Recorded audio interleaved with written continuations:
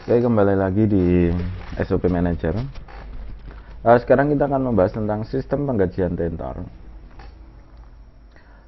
Sistem penggajian tentor dapat ditemukan di setting tabel gaji tentor.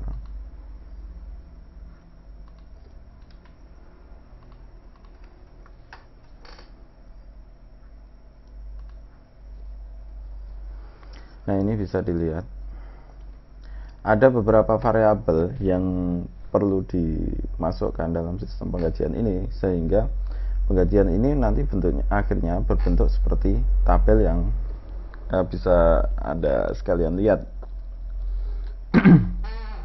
Ada 3 variabel, yaitu masa kerja di sini, dan masa kerja tentor baru dan tentor lama itu gajinya berbeda. Kemudian kelompok, di dalam SD kelompok ini misalkan kalau penggajian kelompok itu menghitungnya per anak. Kalau SD privat misal, kalau privat hitungnya per sesi.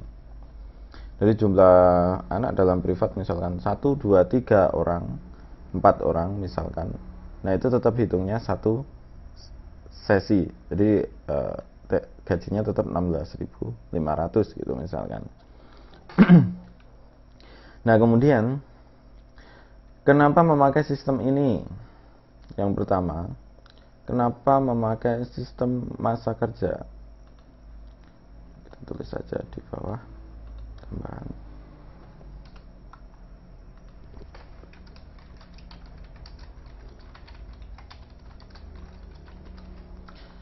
Kenapa pakai masa kerja?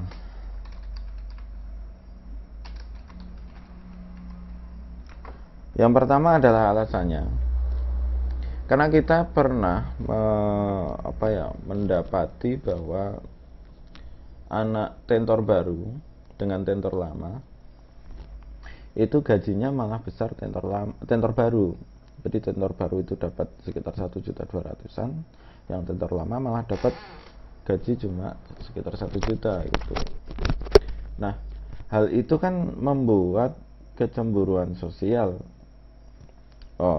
Ini anak baru malah gajinya lebih besar. Coba aja kita bayangkan kalau dengan sistem sesi, ada 20 anak,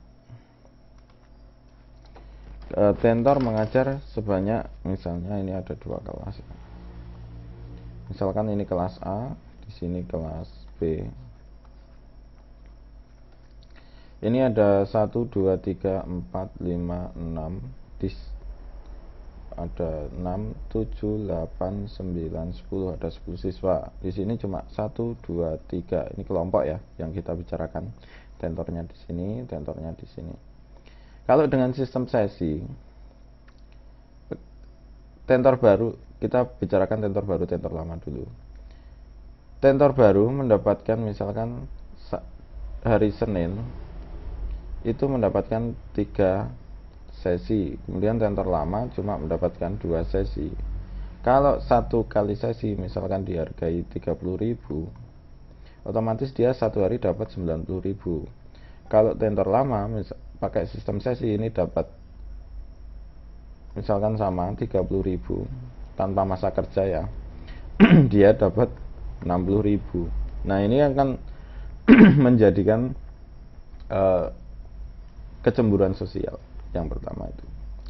Kemudian yang kedua, kita bisa lihat bahwa untuk kelompok itu sistemnya adalah per anak.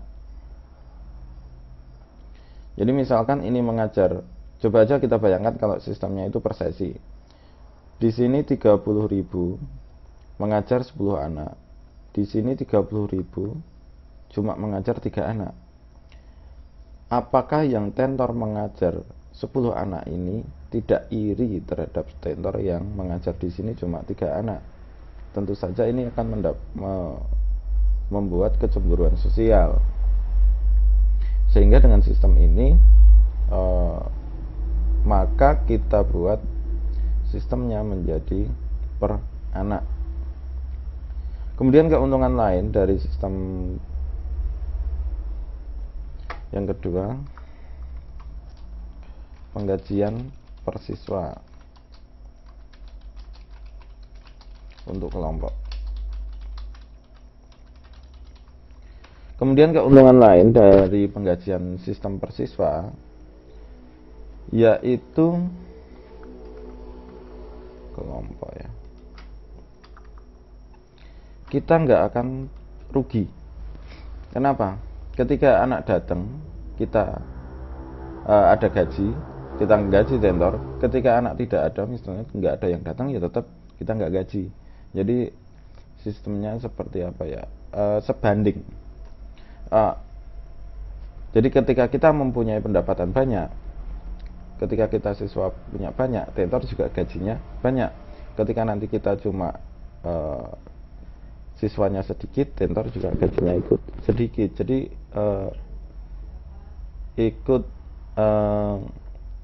ikut memikirkan lah intinya tentornya itu. Kemudian keuntungan lain dari penggajian per siswa adalah tentor ikut memikirkan anaknya tetap, tentor ikut memikirkan anak atau siswa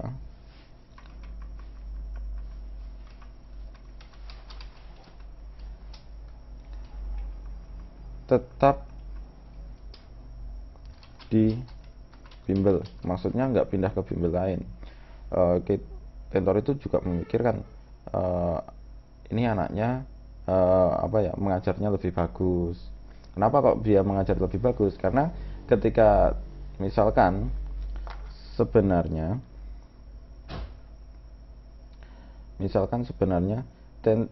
kelompok A itu kan ada 10 anak. Ada 10 anak. Kemudian dia ngajarnya nggak bagus, anak yang ini kan keluar. Anak ini keluar, anak ini keluar. Jadi tinggal 1, 2, 3, 4, 5, 6, tinggal 6 anak. Padahal jumlah anak sesungguhnya adalah 10 anak. Ini mengakibatkan gajinya juga akan berkurang. Ketika ini 10 anak, gajinya misalkan 1 kali pertemuan, kita anggap di sini ya 6.600. Kalau ini 10 anak kan berarti 66.000 per sesinya. Kalau cuma 6 anak berarti 6 kali 66.600 sekitar 39.600. Ini kan perbedaannya banyak, sekitar lebih dari 27.000. Ini perbedaannya. Jadi ketika intinya tentor itu juga ikut berpikir bagaimana anak itu tetap stay, tetap tinggal di bimbel kita. Coba kalau per sesi ini ada 10 anak tadinya, ini dalam satu kelompok itu ada 10 anak. Anaknya ini off, ini off, ini off, ini off, ini off, ini off. Ini tinggal 3 anak. Apakah tentor ini rugi? Enggak, karena apa? Gajinya tetap 30.000. Yang rugi siapa? Bimbelnya. Dengan sistem ini, tentor juga ikut rugi. Ketika dia ikut rugi, berarti dia ikut memikirkan. Seperti itu. Kemudian, variabel yang lain adalah variabel jenjang. Nah, jenjang berbeda, gajinya juga berbeda.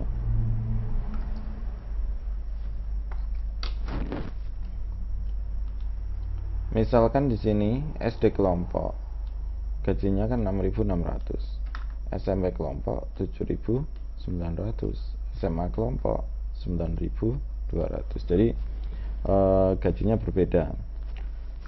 Nah, hasil dari penggajian ini nanti udah ada di video manager. Kenapa kok bisa ketemu 6.600?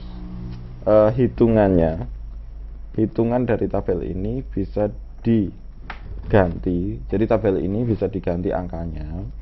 itu dengan cara memasukkan UMR, bisa dilihat di SOP Manager atau Video Manager.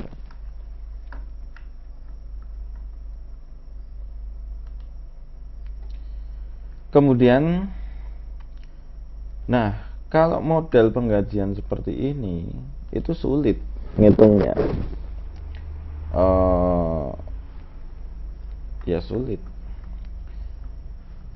ngitungnya kan, artinya tiap sesi itu tentor kan harus mencatat, kemudian catatan itu dikumpulkan di akhir bulan, kemudian dihitung.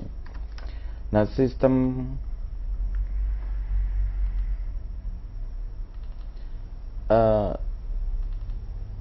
bagaimana mencatat kehadirannya di mana ya?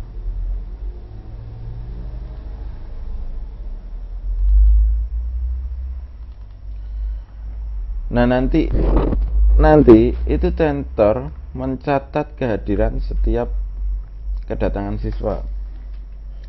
Jadi ini ada, bisa dilihat. Ini misalkan privat, itu tanggal, jam, ini per sesi tentor mengisi secara manual. Tanggal, jam, ID siswa, nama, kelas. Nah, satu kolom ini untuk satu sesi. Jadi berapapun jumlah siswanya, di sini cuma, misalkan ini cuma ada satu orang gitu ya. Berarti misalkan hari ini itu hari Kamis, tanggal 7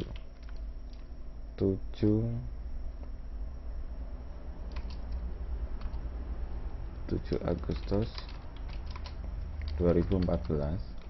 Kalau ini cuma satu sesi, cuma satu orang, ya diisi cuma satu orang. Misalkan ID-nya 24 Hasan gitu ya, kelasnya misalkan kelas 9, ya cuma gitu tok. Ini kenapa persen semua?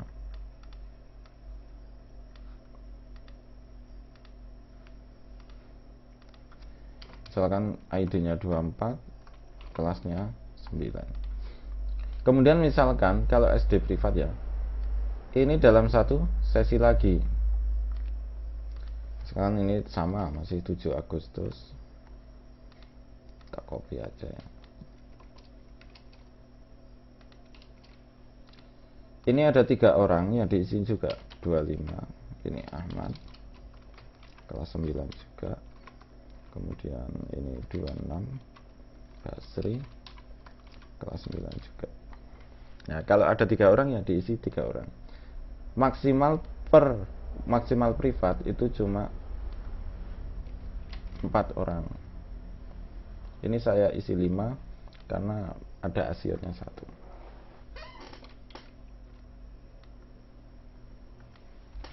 Ini untuk privat, SD privat, SMP privat, SMA privat, SD kelompok. Nah, untuk kelompok berbeda. Kalau kelompok ini diisi penuh, misalkan gini. Pada jam 13 dia mengisi pada jam 13 dia mengisi sebanyak 5 anak. Itu diisi di sini. Misalkan sekarang tanggal 7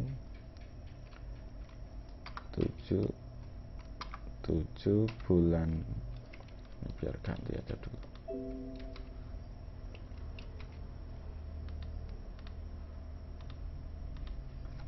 Bulan 7 bulan Agustus 2014, misalkan seperti itu.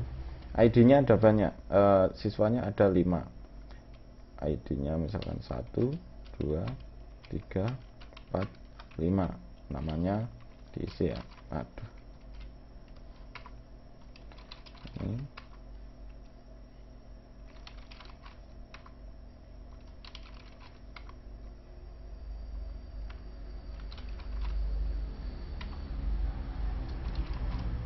Misalnya kelasnya sama, kelas 8. Maaf ini komputernya kalau terlalu banyak beban kayak gini. Nah, ini sesi pertama.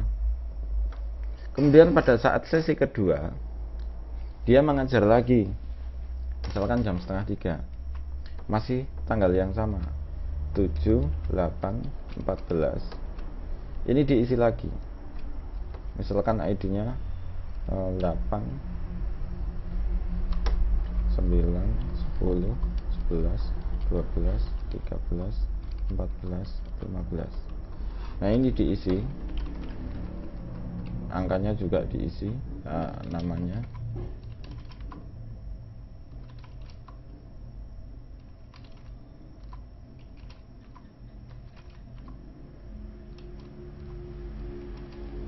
Nah ini diisi secara terus menerus, tidak ada jeda. Kenapa kok tidak ada jeda? Biar ngitungnya gampang. Kalau ini jumlahnya sudah sampai bawah, ini langsung bisa ketemunya. Jumlah sesinya 30. Karena khusus untuk SD kelompok. Kira-kira paham ya. Kemudian kalau ini habis, diisi mulai di sini lagi. Kalau ini penuh berarti 30. Jadi ngitungnya gampang. Kemudian bagaimana cara menggajinya? Dari daftar hadir ini, rekapan dari daftar hadir ini dimasukkan ke blanko atau isian yang berada di administrasi gaji tentor sistem Aquila. Nah ini kan bisa dilihat tentornya ada 1, 2, 3. Misalkan kita gaji yang ID 1 dulu.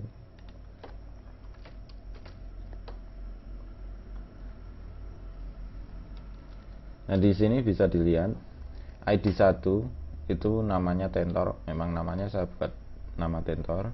Masa kerjanya 15 bulan. SD kelompok karena dia sudah 15 bulan, gajinya 1 kali sesi 7.300. Misalkan SD kelompok dia telah mengajar berapa? Misalkan 90 anak dalam 1 bulan. Kemudian untuk SMP kelompok dia mengajar 150 siswa. Kemudian SMA kelompok dia mengajar sebanyak 25 siswa. SD privat 5 kali, 10 kali, 12 kali. SD privat di rumah kosongin aja. Misalkan dia pekerja yang bagus, diberi bonus 150.000. Kita print struk gaji. Udah langsung kelihatan gajinya dalam 1 bulan 3.699.100 rupiah. Ini tinggal print aja untuk penggajian tentor. Nah penggajian ini hasil rekapan dari ini di sini. Cara menghitungnya adalah per anak per sesi. Jadi hitungannya per anak per sesi.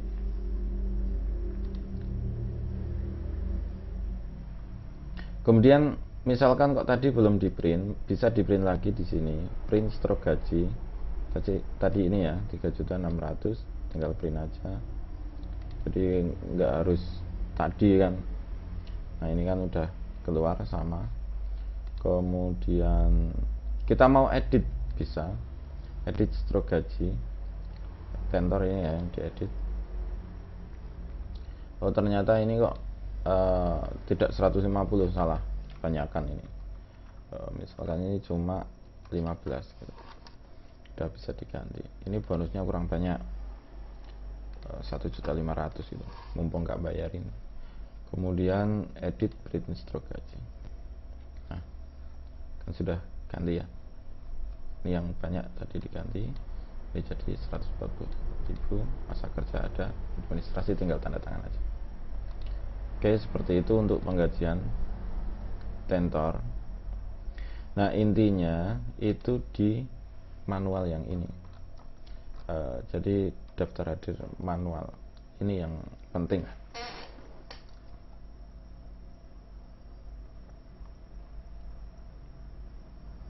Ini ada tanggal dan jam, misalkan ini 78 jam 13 gitu. Tambahin sini juga misalkan udah dihapus ya, tanggal jam 7 jam 14.30. Jadi bisa dicek nanti ya kalau ada kekeliruan, karena biasanya ada gitu. Ini kalau nggak dicek adalah kesempatan untuk korupsi tentor. Jadi tentor bisa korupsi di sini. Jadi anak nggak masuk dianggap masuk. Misalkan SD kelompok itu biasanya dia mengajar 10 anak, padahal yang datang cuma 3, dia tetap nulis sebanyak 10 anak. Jadi perlu pengecekan itu di sini. Walaupun ya agak jarang juga, tetapi ada lah intinya. Kita nggak bisa percaya pada semua orang.